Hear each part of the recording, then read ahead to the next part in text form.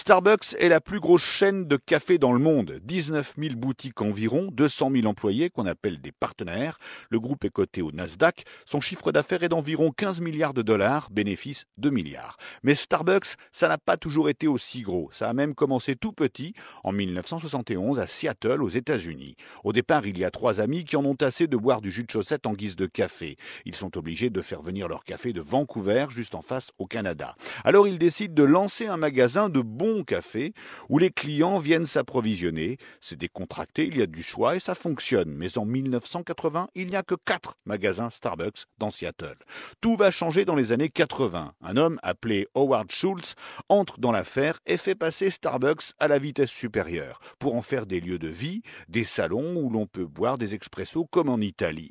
L'entreprise se développe dans tous les États-Unis, puis à l'international. Elle arrive finalement en France en 2004 et aujourd'hui, elle y compte 90 boutiques. Starbucks joue sur le côté cool pour mieux vendre, pour séduire une clientèle urbaine, branchée, aisée et concernée par le monde qui l'entoure. Starbucks se vante de faire du commerce équitable avec les producteurs de café, de faire du recyclage de déchets, de travailler les rapports sociaux, par exemple en finançant les diplômes de ses salariés sous certaines conditions.